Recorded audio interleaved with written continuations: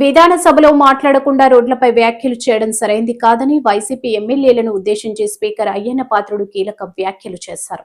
రాష్ట్రం ప్రజల సమస్యలపై చర్చించాలంటే సభకు రావాలని, ప్రతి అంశంపై మంత్రుల ద్వారా సమాధానమిప్పించే బాధ్యత తనదే అని స్పష్టం చేశారు. ప్రజల కోసం కదా మాట్లాడుతున్నారు, మీరు రాష్ట్రం కోసం కదా మాట్లాడుతున్నారు. ఆ మాట్లాడేది అసెంబ్లీలో మాట్లాడండి, అసెంబ్లీ మాట్లాడండి. మంత్రి ఉంటాడు, సీఎం ఉంటాడు, డిప్యూటీ సీఎం ఉంటాడు, మంత్రులు ఉంటారు, సమాధానం చెప్తారు మీకు. అసెంబ్లీకి వచ్చి మాట్లాడరు కానీ బయట మాట్లాడతారు. ఎందుకు మాట్లాడు బయటని? అదే మాట్లాడు అసెంబ్లీ మాట్లాడండి. నేను అవకాశం ఇస్తానని చెప్పాను, మరి ఇది రావట్లేదు అసెంబ్లీకి. ప్రసాద్ గారు మీలాంటి పెద్దలు కూడా ఆలోచించారు సార్. నాకు కూడా స్పీకర్ అయ్యి 2 years అవుతుంది. రాజ్యాంగం ఏంటి? ఈవేళ ఒక ఎంప్లాయీ ఉద్యోగం రాకపోతే సస్పెండ్ చేస్తున్నాం, జీతం ఇవ్వం. మరి ఎమ్మెల్యే అసెంబ్లీకి రాకపోతే జీతం దిగవాలి. ఇది నా పాయింట్. దీనికి నాకు ఆన్సర్ కావాలి సార్. సస్పెండ్ చేయడం కంటే మరి పర్మిషన్ కావాలంటే మనకి దానికి వాళ్ళ అంతే. రాజ్యాంగం ఏంటో నాకంటే పెద్దలు బాగా తెలుసు. డిప్యూటీ స్పీకర్ కూడా చేశారు, అనుభవం ఉన్న వ్యక్తి. అంటే స్టడీ చేయండి సార్. దీన్ని మనం మన టైంలో మార్చలేదు sir. No duty no pay. Duty చేయనప్పుడు పేమెంట్ ఎందుకు ఇవ్వాలా? నో వర్క్ నో పే అన్న సిద్ధాంతాన్ని మనం కట్టుబడి చేయకపోతే ఇప్పుడు ఈ తరం రాబోయే తరం వరకు ఒక లక్ష్యం చెప్పాల్సిన అవసరం. అసెంబ్లీకి రా, మాట్లాడు, నీకు ఇష్టం వచ్చింది మాట్లాడు, విత్ ఇన్ ది లిమిట్స్. ఆ ఇష్టం వచ్చింది మాట్లాడడానికి మంత్రి సమాధానం చెప్తారు. ఇక్కడ సమాధానం చెప్పకపోతే చెప్పించి బాధ్యత నాది. అంతేగాని నువ్వు రాకుండా, అసెంబ్లీకి రాకుండా బయటికి ప్రెస్ మీట్ పెట్టి ఇష్టం వచ్చినట్టు తిట్టి ప్రజలు తప్పుదారి పట్టించి. నా ఉద్దేశం ఏంటంటే ప్రభుత్వాలు ఎన్టీ రామారావు లాంటి మహా వ్యక్తి ఓడిపోయింది సార్ రాజకీయాల్లో. ఇందిరాగాంధీ లాంటి మహా వ్యక్తి, కాళికా శక్తి అని ఆ రోజుల్లో చదువుకున్నప్పుడు. అటువంటి ఇందిరాగాంధీ కూడా ఓడిపోయింది ఎలక్షన్లో. అంటే ఈ ఎలక్షన్లో అధికారం శాస్త్రం కాదని చెప్పి వాళ్ళు చూసి నేర్చుకోవాలి. మనం గెలుస్తూ ఉంటాం, ఓడిపోతూ ఉంటాం, అది వేరు ప్రజా నిర్ణయం. కానీ గెలిచిన తర్వాత రాష్ట్రం కోసం, ప్రజల కోసం, మన గ్రామాల అభివృద్ధి కోసం ఆలోచించాలి తప్పించి రోజు కుట్లట్లయితే నాకు అర్థం కదండి. ఎందుకు డైవర్సిటీ పాలిటిక్స్?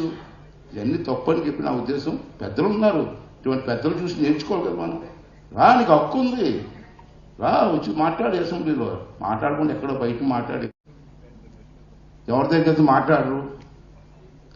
అప్పుడు ఒక వ్యక్తి దగ్గరికి వచ్చారు. సార్ నాకు వచ్చి సాయం చేయండి సార్, కష్టపడి సైట్ కొనుక్కున్నాను, అది న్యాయం అనిపించింది. ఒకటి వెళ్ళి పొక్కిలేని పెట్టి గోడ పడగొట్టేశారు. దాంట్లో ప్రెస్ వాళ్ళు ఎందుకు రాస్తారు? తెలుగుదేశం పార్టీ వాళ్ళు భూమి ఆక్రమించుకున్నారు. అసలు లోపల ఏం జరిగింది, ఎందుకు పడగొలసి వచ్చింది, ఇవన్నీ కూడా అది చూసిన వాళ్ళు ఏమనుకుంటారు? తెలుగుదేశం పార్టీ వాళ్ళు దోషేస్తారని రాసుకుంటారు. ఎందుకు ఈ సబ్జెక్ట్కి నీకు కూడా తెలుసు, అందుకే నీ ముందు మాట్లాడుతున్నాను. అంచేత అవన్నీ కూడా కొన్ని విషయాలు ఉంటాయి.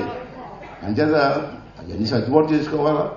కొన్ని విషయాల్లో లా అండ్ ఆర్డర్ కూడా భయపడకూడదు. మంది దౌర్జన్యం చేస్తుంటారు. అటువంటి దౌర్జన్యం చేసినోడికి దౌర్జన్యం చేయాలి. అది ఎక్కడ ఉంటాడు? దానివల్ల పేదోడు భూమి పోతుంది కదా. అందులో విశాఖపట్నం భూములు ఆకాశాన్ని అనుకున్నాయి రేట్లు. అప్పుడు రేట్లు లేనప్పుడు ఎవడు ఆక్రమించలేదండి. ఇప్పుడు రేట్లు పెరగబోతుంది, ఆక్రమించేదే. చుట్టూ గోడ రాత్రి టెక్నాలజీ పెరిగిపోయింది కదా. పూర్వం గోడ కట్టాలంటే 10 రోజులు పట్టేది, గంటలలో అయిపోతారు గోడ.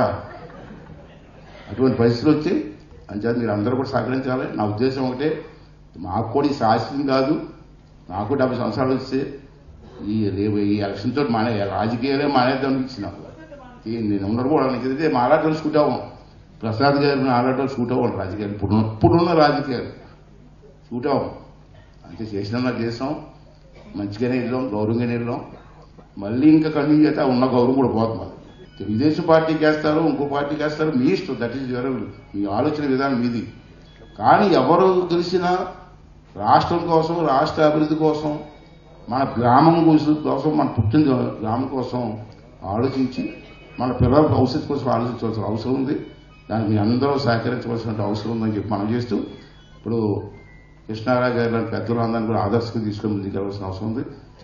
రాజ్యాంగం తెలియదు, రూల్స్ తెలియవు, పద్ధతులు తెలియదు, ఎలా మాట్లాడాలో తెలియదు, పెద్దలు ఎలా గౌరవించాలో తెలియదు, అన్నీ ఉన్నాయి.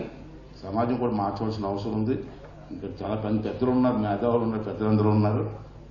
మరి ఏదైనా తప్పు మాట ఉంటే క్షమించారు సార్. ఎందుకంటే నాకున్న ఆలోచనలో ఎక్కడది బయటపెట్టాలి కదా, పట్టునే వచ్చేస్తున్నారు, అన్ని లోపల దాచుకొని పట్టునే వచ్చేస్తున్నారు.